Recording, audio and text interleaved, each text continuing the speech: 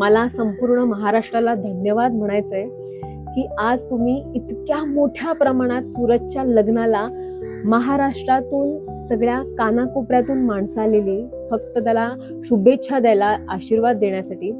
आज सूरजचे आई बाबा या जगात नाहीयेत, पण मला हे सांगायला खूप अभिमान वाटतो की आज आपल्या महाराष्ट्रातल्या कानाकोपऱ्यातून माणसं आलेली, त्याचे आई बाबा, बहीण, भाऊ, मित्र सगळे बनून आलेले.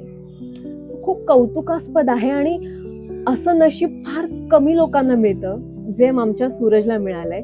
सो खरंच मी महाराष्ट्रातल्या सगळ्या लोकांना खूप खूप खूप धन्यवाद म्हणेन की तुम्ही इतक्या मोठ्या प्रमाणात सूरजच्या लग्नाला त्याला आशीर्वाद देण्यासाठी आलात. खरंच थँक्यू. आणि खूप मज्जा आली मला सूरजच्या लग्नात. मी काही त्यांच्या तिकडचे रीतिरिवाज मला कळले आणि काही पद्धती आमच्याकडे होत नाहीत ज्या त्यांच्याकडे होतात. सो मी त्याच्या प्रत्येक विधी एन्जॉय केल्या.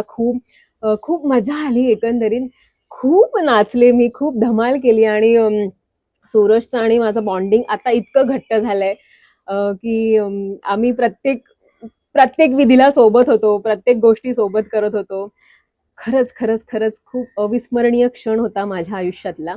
आणि सूरज सोबत मलाही प्रेक्षकांचं खूप खूप खूप प्रेम मिळालं.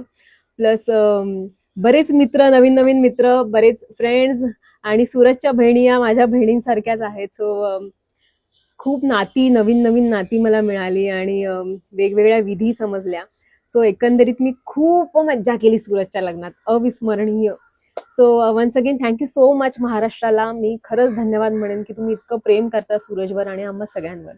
So thank you so much. आणि मी ॲब्सोल्युटली ठीक आहे आता. थँक्यू.